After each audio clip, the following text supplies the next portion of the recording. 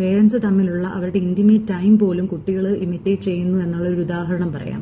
തൊട്ടപ്പുറം ഇപ്പുറമായിട്ട് രണ്ട് വീട്, ആ വീട്ടിൽ ഒരേ പ്രായക്കാരായിട്ടുള്ള രണ്ട് ആൺകുട്ടികൾ. ഒരു കുട്ടി തൊട്ടപ്പുറത്തെ വീട്ടിലാണ് എപ്പോഴും കളിക്കാനായിട്ട് ചെല്ലുന്നത്.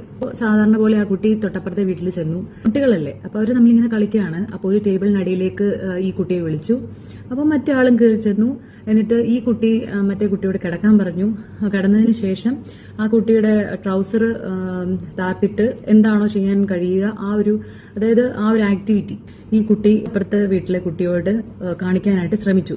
മറ്റുള്ള ആളുകളെല്ലാം അവിടെയുണ്ട്. പക്ഷേ കുഞ്ഞുങ്ങളൊക്കെ കളിക്കുമല്ലേ എന്ന് വിചാരിച്ചിട്ട് അവരൊന്നും മൈൻഡ് ചെയ്യത്തില്ല. ചുമ്മാ നോക്കിയ സമയത്ത് അവർ ഈ ഒരു ആക്ടിവിറ്റി കാണുകയും പെട്ടെന്ന് അവർ ദേഷ്യപ്പെടുകയും ചെയ്ത സമയത്ത് ഈ കുട്ടി വീടിന്റെ ഡോർ തുറന്നിറങ്ങി ഓടുകയാണ് ചെയ്തത്. സത്യത്തിൽ അത് ആ കുട്ടിയുടെ തെറ്റാണെന്ന് ഒരിക്കലും പറയാനായിട്ട് സാധിക്കത്തില്ല. 6 വയസ്സുള്ള കുട്ടി പേരൻസിന്റെ കൂടെ തന്നെയാണ് കിടന്നുറങ്ങുന്നത്. കുട്ടികളെ കിടത്തി ഉറക്കിയതിനു ശേഷമാണ് അവർ രണ്ടുപേരും അവരുടേതായ ആ ഒരു ടൈം സ്പെൻഡ് ചെയ്യുന്നത്. പക്ഷെ ആ ഉറക്കുന്ന സമയത്ത് കുഞ്ഞ് ഉറങ്ങി എന്ന് വിചാരിച്ച് അവരുടേതായ ആക്ടിവിറ്റിയിൽ ഏർപ്പെടുന്ന സമയത്ത് ചിലപ്പോൾ കുട്ടികൾ ഉറങ്ങിയിട്ടുണ്ടാവത്തില്ല. ചിലപ്പോൾ കണ്ണടച്ച് കിടക്കുക മാത്രമായിരിക്കും ചെയ്തിട്ടുണ്ടാവുക. ഇവർ നോക്കുമ്പോൾ കണ്ണടച്ച പോലെ ഇവരെ കാണിക്കും, പക്ഷെ അവർ ഉറങ്ങിയിട്ടുണ്ടാവത്തില്ല.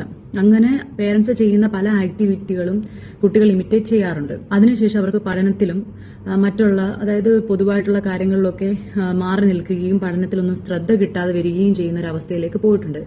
അപ്പൊ നമ്മൾ ശരിക്കും വിചാരിക്കും നമ്മുടെ കുട്ടികളൊന്നും കാണുന്നില്ല, അവർ ഉറങ്ങിയായിരിക്കില്ല, അവർ ശ്രദ്ധിക്കുന്നുണ്ടായിരിക്കത്തില്ല, കൊച്ചു കുഞ്ഞുങ്ങളല്ലേ, ഇവർക്ക് ഇതൊക്കെ മൈൻഡ് ചെയ്യുമോ എന്നൊക്കെ. പക്ഷെ അങ്ങനല്ല. ഒരു 3 വയസ്സ് മേളോട്ടുള്ള പ്രായമാണെങ്കിൽ കുട്ടികളുടെ മുന്നിൽ സ്നേഹം പ്രകടിപ്പിക്കാം. പക്ഷെ ആ സ്നേഹം എന്ന് പറഞ്ഞാൽ നമ്മൾക്ക് നമ്മുടെ കുട്ടികളെ എന്ത് ചെയ്യാൻ കഴിയുന്നു അത് മാത്രമേ കുട്ടികളുടെ മുന്നിൽ വെച്ച് നമ്മുടെ പാർട്ട്നേഴ്സിനോടും ചെയ്യാവൂ. അല്ലെങ്കിൽ ആ കുഞ്ഞുങ്ങൾ വേറെ മറ്റുള്ളവരുടെ ഇടയ്ക്ക് അത് ഇമിറ്റേറ്റ് ചെയ്യുകയും ചിലർ സ്കൂളിൽ പോകുന്ന സമയത്ത് അവരുടെ പ്രൈവറ്റ് പാർട്ടൊക്കെ മറ്റുള്ള കുട്ടികളെ കാണിക്കാൻ കാണുന്ന എന്തൊക്കെയോ കാര്യങ്ങൾ ഷോക്കേസ് ചെയ്യാനുള്ള ഒരു പ്രവണത കുഞ്ഞുങ്ങളിൽ ഉണ്ടാവുകയും പിന്നെ അവരുടെ പഠനത്തിൽ അവർ പുറമോട്ട് പോവുകയും ഒക്കെ ചെയ്യും.